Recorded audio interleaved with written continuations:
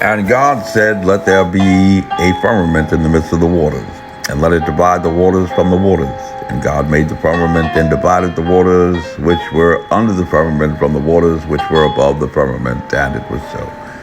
And God called the firmament heaven, and the evening and the morning were the second day. And God said, let the waters under the heaven be gathered unto one place, and let the dry land appear. And it was so.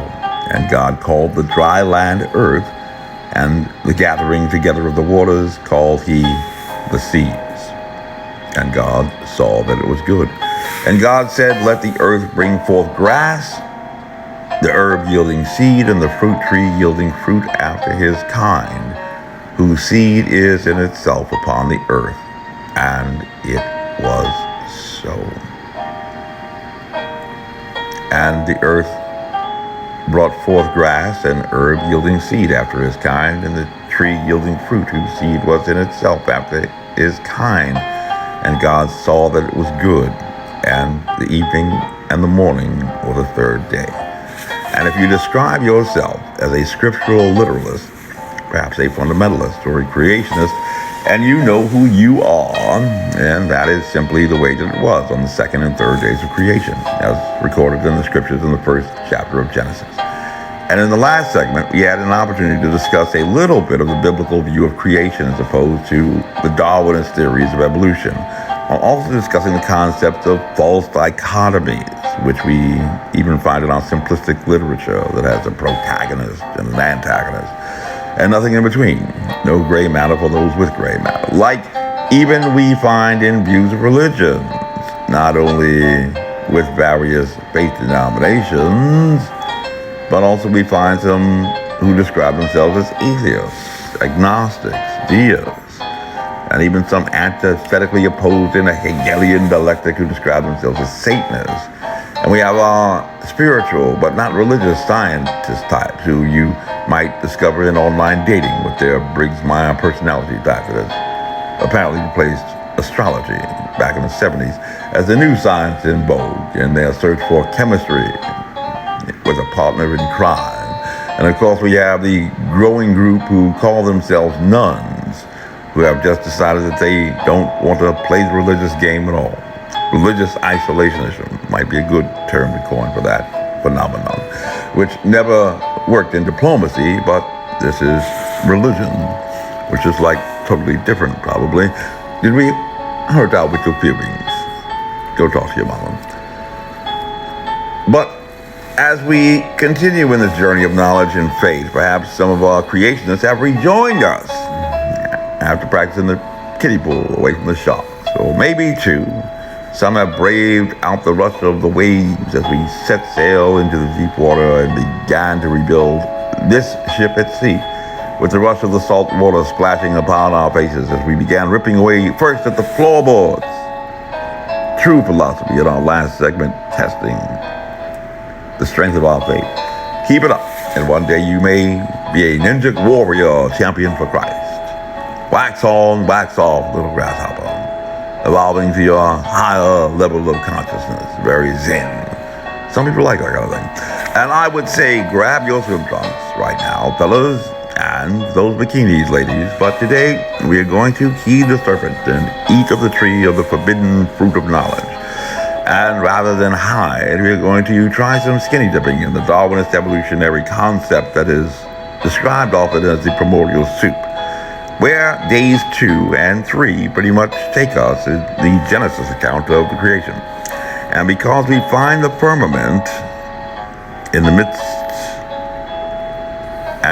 of the waters, the divided waters from the firmament which was called heaven, at the end of day 2, followed by the appearance of dry land springing up from beneath the seas, bringing forth grass, the herb yielding seed, and the fruit tree yielding fruit after its kind, whose seed is in itself upon the earth. It was so, and as creationists should know, that God saw that that was good. Now, days 2 and 3 of creation present a phenomenon, which we recall from the last segment is derived from the Greek, that actually has the plural represented, not by adding an S on the end. So you can say phenomenons and look like an idiot around intellectual types and embarrass your mother.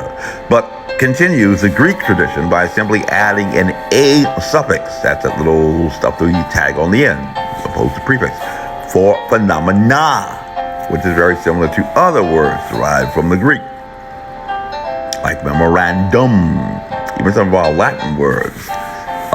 In Latin, we find it derived from the Greek and end up with the same problem, which often neutral, which becomes memoranda.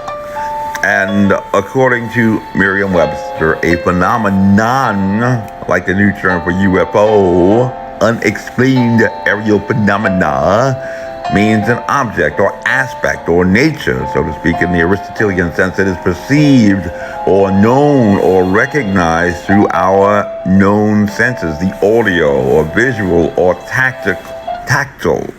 And I fancy college word to say that you can feel it with your fingers. How do you feel it? I feel it with my fingers.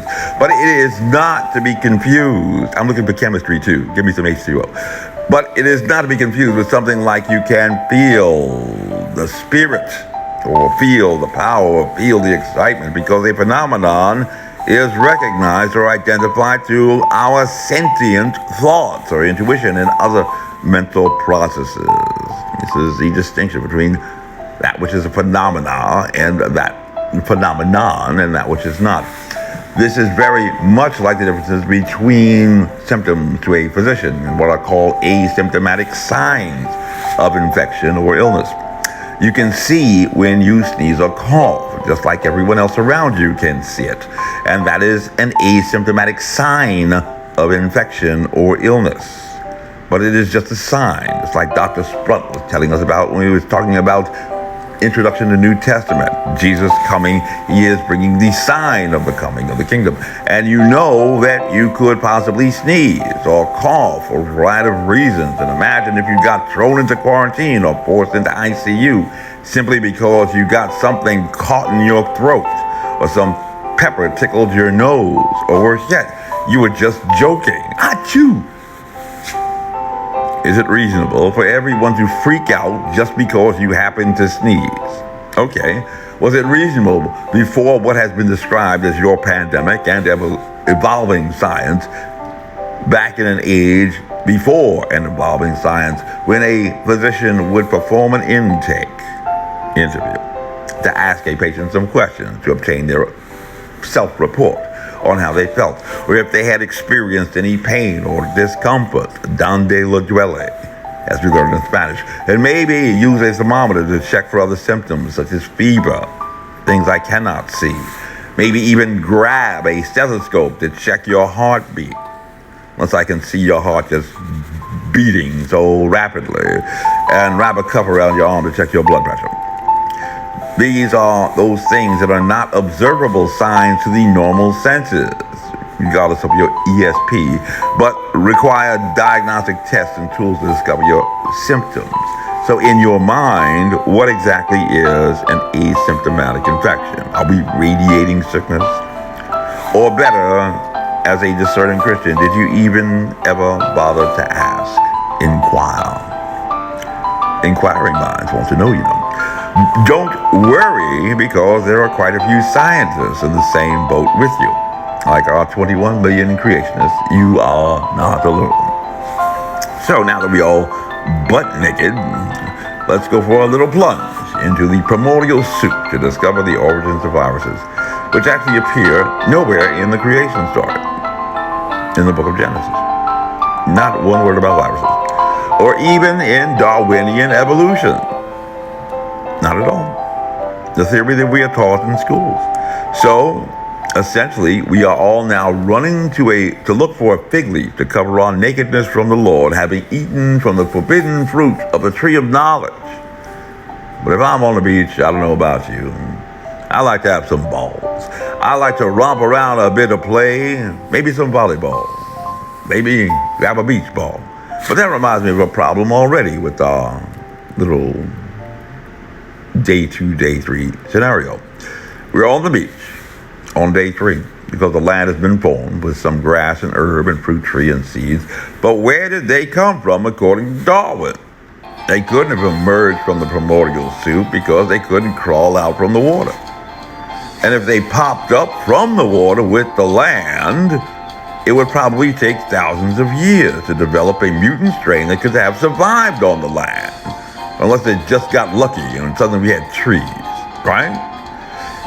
And it had to be there for the creatures that crawled up from the sea, or they would have just turned around from the beach, having found nothing to eat, no McDonald's, gone right back into the water just to survive. There's another problem. If you are discerning. And it has to do with those balls. Close your eyes, just pick yourself just standing naked on that beach, looking out at the primordial soup, getting ready to go skinny dipping in it. And you look up and what do you see? You see the sun. Or it's nighttime. You see the moon. Not to disappoint the 53% of flat earth believing Christians, according to YouGov survey, which I do not believe. But one of these things is not like the other. Why is the moon and the sun round? Why not square, or rectangular, or even triangular? You have some pretty weird looking asteroids. Why not planets? I'd love to have a triangular star myself, if only to compute the hypotenuse, which we know is a favorite pastime for all of our science-believing friends and spiritual but not religious persons online, dating, trying to find partners in crime. But there aren't any other shapes except circles. Maybe not perfect circles, maybe like the circle you try to put inside that dot on the SAT, but circles nonetheless, just like the orbits of the planets around the sun, perhaps. They're a little elliptical, but pretty much a circle nonetheless. And now just think about the planet Earth for a second without the water. Water removed that provides life. It's no longer a circle or a globe, is it? The water makes it look round. It completes it. Completely different from everything else in the sky. You ever think about that anomaly? Imagine the Earth. You're down there with the Titanic. That's pretty down deep. That's below Death Valley. Now you're in the Marianas Trench. Why do we have these great, gigantic, we're like a meteor filled up to make round with water? Well, that's why we are supposed to have science, at least according to Thomas Kuhn, a former professor of philosophy of science, Harvard University. You probably can't get in. And you know, if there is a problem with God being responsible for creation and anything else, somebody would organize a group, protest.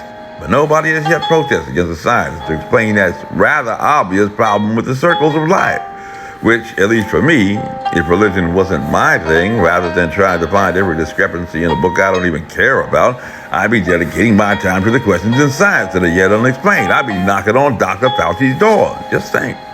Nobody ever asked about, I got him in court. Nobody ever asked about where the viruses came from. And now you have a pandemic crisis, scared for your life, masking up and getting vaccinated and calling yourself a scientist. You ought to be ashamed of yourself. Only stupid question is the one that's never asked. Where's Fauci when you need him, right? But when you look up at the sun, and you look up at the moon, and you look up at the many stars, and what is described in Genesis as the firmament, quiescentialis, as we say in Latin, and we form conclusions based solely upon what we know and how we think, and propose an opinion about something specific from our general knowledge going back to something that is specific. What is that? Like observing a phenomenon of 339,668,869 infections in America, and then simply assuming that it has to be caused by an infectious disease that is being transmitted from person to person, because that's the way it goes in your head. Going from the general to the specific is described as deductive reasoning. And even though in your head you may believe, dear Watson, that you are thinking just like Sir Arthur Conan Doyle's Sherlock Holmes, the famous sleuth, you might want to go to the library and review A Study in Scarlet, where Sherlock Holmes himself describes the process that he had used for problem solving, saying, in solving a problem of this sort, the grand thing is to be able to reason backward, reverse engineering. That is a very useful accomplishment and a very easy one, but people do not practice it much, as is so evident in pandemics. In the everyday affairs of life, Holmes says, it is more useful to reason forward. Reason forward. And so the other comes to be neglected. But by reasoning backward,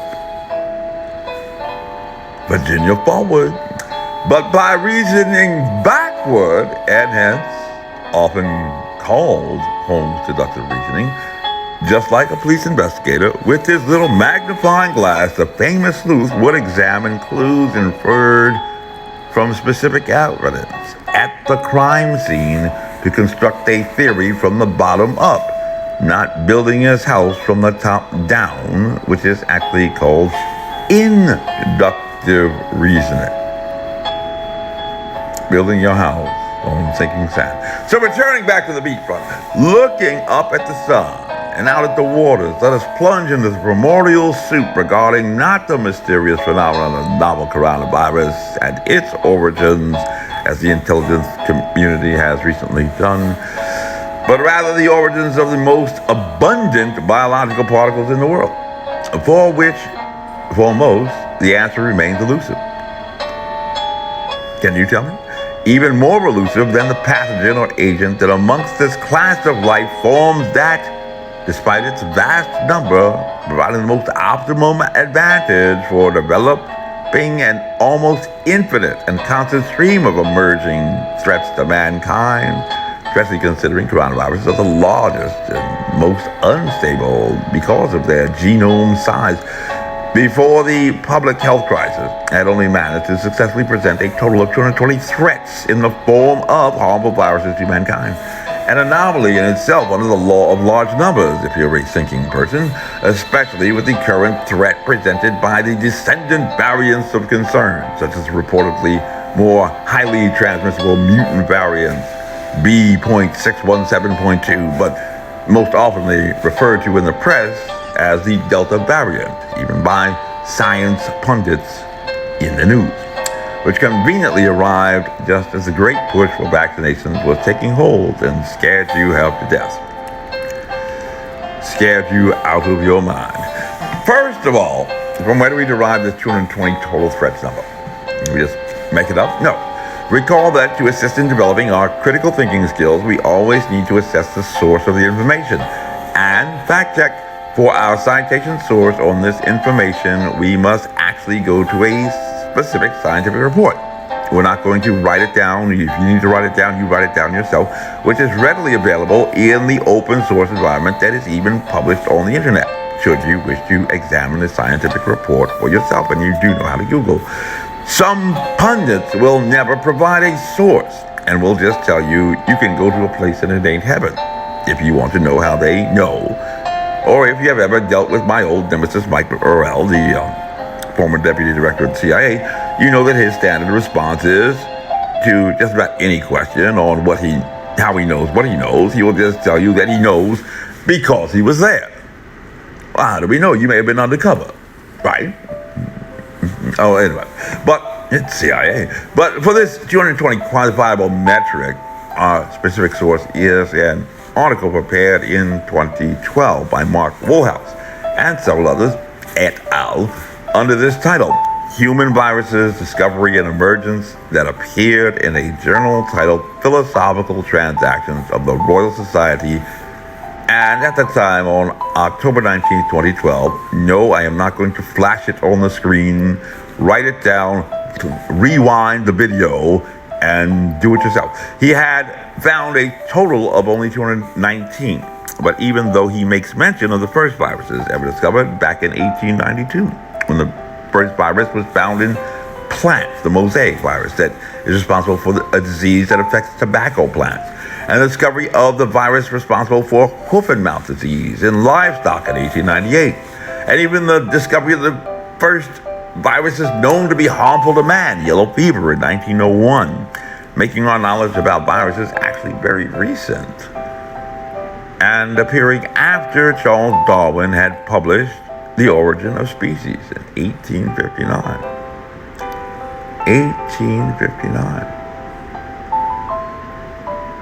10 years later, 11 years later, Robert Koch would be looking at anthrax bacteria, and would be developing Koch's hypothesis. But just before the American Civil War, and around the time that Colonel Robert E. Lee from Virginia was being called back to active duty from bereavement leave at Arlington House to quash the rebellion or insurrection, to use the current term, of John Brown at Harper's Ferry, Woolhouse makes no mention at all to the biggest thing in the world, MERS, which had made its first appearance on the Arabian Peninsula in September of that very same year, albeit not with the publicist that a novel coronavirus had, and may not have been included in that total accumulation of threats to mankind that had been presented from the class of life that is described as viruses. So, if they are teaching Darwinian evolution as science in schools, it would be incomplete. Why? Because in 1859, Charles Darwin, the father of evolution, would not have even known that viruses existed. Can't know what you don't know. While you should have learned by at least middle school in science that viruses are the most abundant biological particles in the world, you say it like a Bible verse. If you wish to refresh your memory, then you might take the time to read an article that was published in 2010. No, I'm not going to write it down. You write it down. Patrick Fortier, Defining Life, the Virus Viewpoint, that appeared in a journal titled Origins of Life, Evolution, Biosphere. Give a man a fish, he'll eat a day. Teach a man to fish, he'll never starve. And that was around the same time that a gentleman named Sami Rengasamy and a few others, et al., were publishing an article in the Annals of Occupational Hygiene Journal, National Institute of Occupational Safety and Health, titled Simple Respiratory Protection, Evaluation of the Filtration Performances of Cloth Masks and Common Fabric Materials against 20 to 1,000 nanomicron sized particles, a primary source upon which we have relied since June 2020 in our challenge against the facial coverings in federal courts that is now on petition for certiorari before the United States Supreme Court. What did you do during pandemic? Strip my time in court. And which article had definitively established, using the very same equipment that is used to rate medical grade protection, like the N95, that substitutes for medical grade protection provide practically no protection at all from microbial infection. No study to date, no matter how hard they have tried, has yet to refute or overturn that conclusive and scientific determination, regardless of how many opinions that have been presented on how even one-ply cotton might be impervious to microbial penetration. Make me want to Ralph, you little rat fink. Which simply defies common sense. But that was the assumption upon which the Royal Society had relied when they published their study to support wearing facial coverings back in July 2020. And apparently that was good enough for Dr. Fauci and even the New York Times that had promoted the study, until we asked them why they would support such a ludicrous idea that one-ply cotton is 98% impervious to microbial penetration. But that is just about all we have time for right now. In the last segment, standing naked on the beach, getting ready to jump into primordial soup. But in the last segment, in our rather comprehensive review, we had concluded that discussion by talking just a little bit about some philosophy terms of logic to assist us in becoming more discerning Christians and voters and normal everyday citizens. Because we don't want to have a smooth-talking salesman at a car dealership see us coming and say, would you just look at that sucker? But then turn to us and say, you look like an intelligent person. So he can get a great commission because we failed to remember that Jesus said to his disciples that he sent us as what? Sheep amongst the wolves. You may think that you're the wolf in Pulp Fiction, but you're not. You are wrestling against flesh and blood, not just flesh and blood, but against principalities, against powers, against rulers of darkness of this world, against wickedness in high places. Where was the blind man in the account in Mark or in John before his miracle meeting with a man named Jesus? He was like Al Pacino in Scent of a Woman saying, "I'm in the dark, Charlie." He had been to the crossroads in his life. He always knew what the right path was without exception. He knew, but he never took it. And you know why? Because it was too damn hard. And so he walked away. Mr. Shot at the Moon. He could have been a contender. Why does Rice play Texas? John F. Kennedy asked. Not just because it is easy, but because it is hard. But Charlie here, Charlie Sims in the movie, when he came to the crossroads, he chose a path that was the right one. The path that was made a principle. And that's the path, young soldiers, that leads to good character. Are you ready to make that journey? Are you ready to take that leap of faith? AIDA, attention. I know I have your attention. You're on the line with a pocket full of money and you want to buy something because you just want to spend it. Why not give it to me? Interest. I know that you are interested. You don't listen to church stuff this long if you are not a little interested. Decision. Have you made your decision for Christ? Action. You need not answer now. But God doesn't promise anyone tomorrow, and you don't want to wait until too late. You don't want to be that guy on the news crying like a little girl because he should have gotten the vaccine, scared to death and willing to say just about anything to save his pathetic life, looking like a fool even to his mama. But this is enough tough love for now. How do we feel? Is it a great day to be in the army of the Lord? Are you ready for a real mental adventure? Ready to boldly go where no man has gone before? Be sure to tune in next time as we continue our skinny dipping adventure into the primordial soup, delving yet further into our origins of viruses. But until that pandemic next time, live long and prosper, Star Voyagers. This briefing is unclassified. As you were, my name is Major Mike Webb, and by God, I am running for Arlington Public School Board. Let's keep Mike Webb away from our schools. Honest.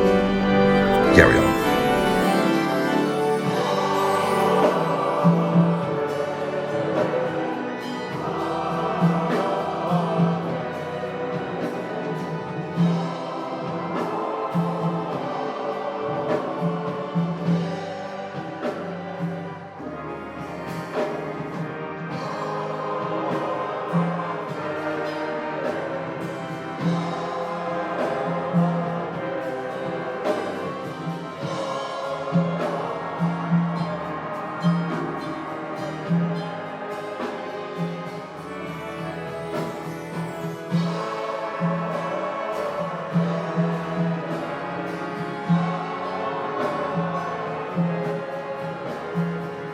This advertisement was authorized by Mike Webb.